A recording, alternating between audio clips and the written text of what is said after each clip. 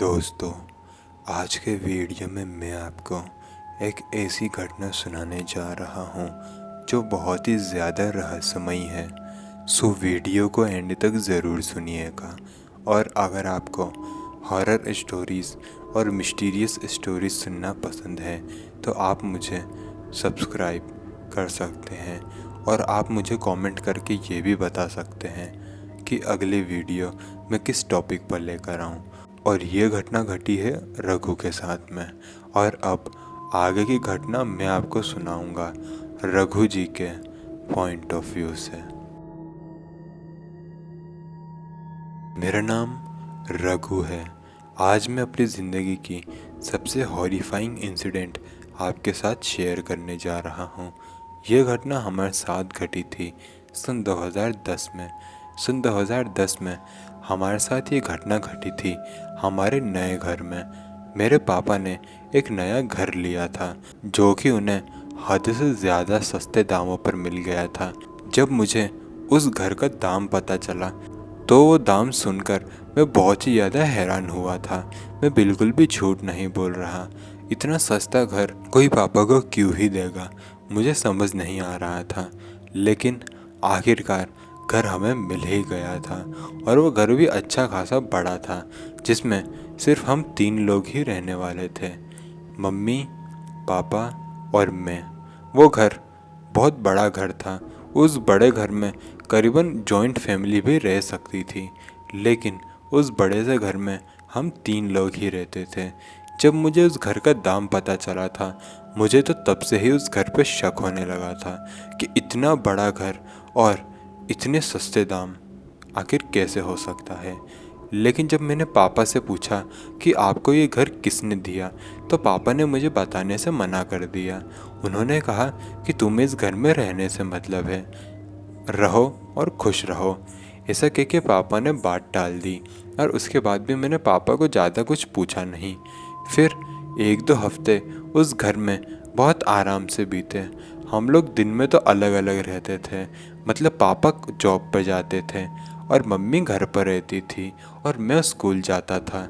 मेरी उस वक्त उम्र 15 साल की थी। लेकिन रात को हम लोग सब एक हो जाते थे, खाना वाना खाते थे, टीवी देखते थे और रात में एक ही कमरे में सोते थे। हम लोग जिस कमरे में सोते थे वो 2 बेड थे, जिसमें से एक पर मम्मी पापा सोते थे और दूसरे पे मैं सोता था।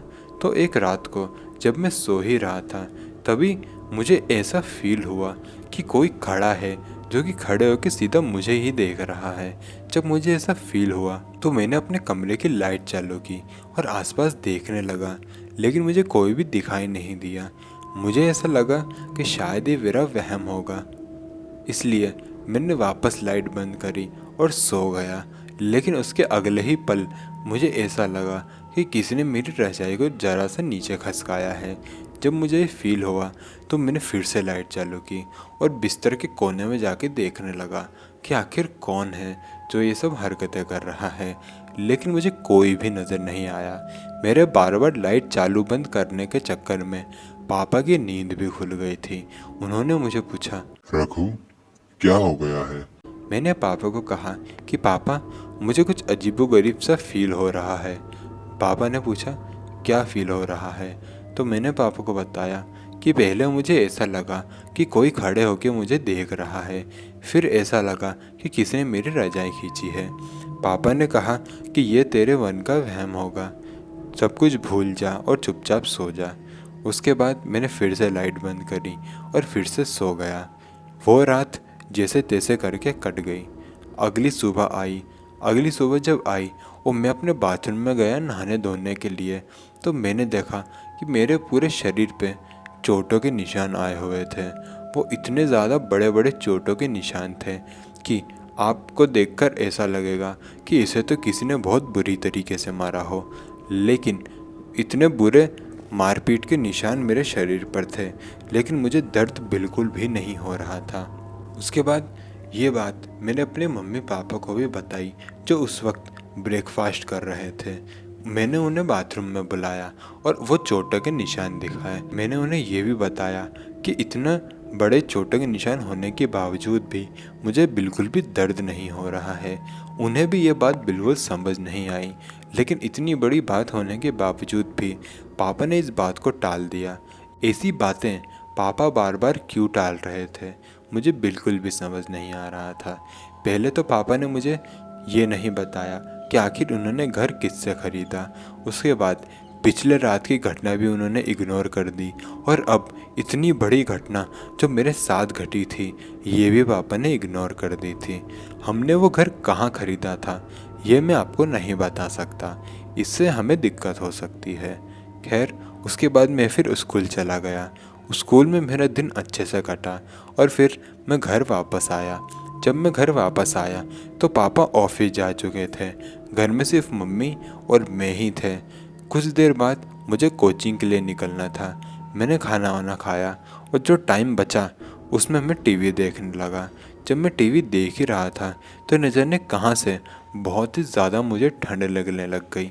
इतनी ज़्यादा ठंड अचानक से कहाँ से आ गई थी मुझे समझ नहीं आया। मैंने उस घर का एसी भी बंद कर दिया था, लेकिन उसके बावजूद भी ठंड मुझे बहुत ज़्यादा लग रही थी। फिर उसके बाद जैसे तैसे करके मैंने अपने आप को संभाला और उस कमरे से बाहर निकल गया। जब मैं उस कमरे से बाहर निकला तो मुझे ठंड लगना एकदम बंद हो गई। ये वो ही कमरा था जिसमें मम्मी पापा और मैं रात में सोया करते थे। वैसे तो हमारे घर में 2 टीवी थे, एक जो हम रेगुलर बेसिस पर देखा करते थे और एक हमने इमरजेंसी के लिए रखा हुआ था। फिर कुछ समय बाद मेरे कोचिंग का टाइम हो गया। मैं कोचिंग चला गया और मम्मी घर पर ही थी। लेकिन जब मम्मी घर पर ही थी और जब मैं कोचिंग से वापस आया तो मैंने मम्मी का डरा सहमा सा चेहरा देखा। वो डरा सहमा सा चेहरा देखकर मैं ये समझ चुका था कि जब मैं कोचिंग गया था तो इस टाइम के दरमियान ही कुछ न कुछ तो मम्मी के साथ ज़रूर हुआ है। मैंने मम्मी को पूछा कि मम्मी आखिर क्या हुआ है, तो मम्मी ने मुझे बताया कि जब मैं कोचिंग गया था और वो कमरे में बैठकर आराम कर रही थी तो उन्हें ऐसा महसूस हुआ कि वो हवा में उड़ रही हैं। वो एकदम हल्का फील कर रही थी। इतना अजीबोगरीब वो फील क्यों कर रही थी उन्हें समझ नहीं आया, लेकिन जब उन्होंने अपनी आंखें खोली तो वो लिटरली सच में हवा में उड़ रही थी। ये बात जैसे ही मम्मी ने मुझे बताई तो मैं बहुत ही ज़्यादा शॉक हो गया था, क्योंकि सबसे पहले तो मेरी मम्मी कभी भी मजाक नहीं करती हैं और हमेशा सच ही बोलती हैं। और जिस तरीके से वो मुझे ये बात डिक्टेट कर रही थी उन्हें देखकर तो ये बिल्कुल भी नहीं लग रहा था कि वो झूठ बोल रही हो। उसके बाद मैंने मम्मी को कहा कि मम्मी टेंशन मत लो, पापा जब आएंगे तो हम दोनों मिलकर उन्हें ये बात बताएंगे। तब तक हम लोग साथ में ही रहे और जब तक पापा नहीं आए हम लोग साथ में ही थे, क्योंकि अगर साथ में रहते तो डर कम लगता। मैंने मम्मी को ये भी कहा कि पापा बार बार हमारी बातों को इग्नोर क्यों करते हैं। मम्मी ने कहा कि ये तो वो भी नहीं जानती। रात को जब पापा वापस आए और जब उन्होंने हाथ मुँह धोया और हम लोग डिनर टेबल पर डिनर करने के लिए बैठे तो मैंने और मम्मी ने दोनों ने मिलके उन्हें मम्मी के साथ में घटी घटना बताई। लेकिन सबसे ज़्यादा हैरानी की बात तो ये है कि पापा ने उस बात को भी इग्नोर कर दिया। उन्होंने कहा कि ये शायद मम्मी के दिल का वहम होगा। पापा ऐसा बार बार क्यों कर रहे थे मुझे समझ नहीं आ रहा था। फिर एक दिन मैंने पापा के फ़ोन में एक ऐसी चीज़ देख ली जिसको देखकर मैं ये समझ गया कि आखिर इतने दिनों से हमारे साथ ये अजीबोगरीब घटनाएं क्यों हो रही हैं और पापा इस चीज़ को बार बार इग्नोर क्यों करते हैं। मैंने देखा कि पापा एक इंसान से बात कर रहे थे और उस इंसान से बात करते वक्त पापा ने ऐसी बातें कही जिसको सुनकर मैं समझ गया कि आखिर पापा ऐसा बिहेवियर क्यों कर रहे थे। मैंने ये बात सुनी कि पापा एक आदमी को कह रहे थे कि मैं तुम्हारा घर में अब रहने आ गया हूँ, अब तुम मेरा पीछा छोड़ दो। पापा ने उस आदमी को ये भी कहा कि तुम्हारा जितना भी कर्ज था वो मैंने तुम्हारा ये घर खरीद कर चुका दिया है, आप लोग सोच रहे होंगे किसी का कर्ज किसी के घर खरीदने से कैसे चुक सकता है। तो पापा ने उसे ये भी कहा कि तुम्हारा ये भूतिया घर में अब मैं रहने आ गया हूँ और मेरा पूरा परिवार भी अब इस घर में रहता है और वो अब इस भूतिया घटनाओं से जूझ रहा है। अब तो तुम हमारा पीछा छोड़ दो। वो आदमी कौन था ये मैं बिल्कुल भी नहीं जानता, लेकिन हमारे पापा हमें इस घर में क्यों लेकर आए और इतनी अजीबोगरीब घटनाएं इस घर में क्यों हो रही थी। अब मुझे कुछ कुछ बातें समझ आने लगी थी। वो किसी के प्रेशर के अंडर थे और उन्होंने जानबूझ के ये घर खरीदा था ताकि उनके सर से वो बोझ हट जाए। मैंने ये बात जाके मम्मी को बताई। हम दोनों ने मिलके पापा से ये बात डिस्कस करी। पापा ने हमें फिर पूरी बात बताई। पापा ने बताया कि एक रात को जब वो अपने दोस्तों के साथ जुए के अड्डे पर जुआ खेलने गए थे। ये बात वैसे तो हम दोनों को पहले से पता थी, लेकिन पापा इस जुआ के एडिक्ट नहीं थे। वो बहुत कम ही जुआ खेलने जाते थे, लेकिन एक बार जब वो जुआ खेलने गए तो उन्हें बहुत ही ज़्यादा लॉस हो गया और उन्हें ऐसा लॉस हुआ कि जिससे भी उन्हें लॉस हुआ था उसने उन्हें कहा कि तुम्हें मेरा एक घर खरीदना होगा जो कि एक भूतिया घर है। जब तुम उस घर को खरीद लोगे तो मैं ये मान लूँगा कि तुमने मेरा सारा कर्ज उतार दिया है। वो आदमी कौन था ये तो पापा ने हमें नहीं बताया, लेकिन कुछ सालों तक हम उसी घर में रहे और इतनी अजीबोगरीब घटनाएं हमारे साथ रोज़ उस घर में होती थी।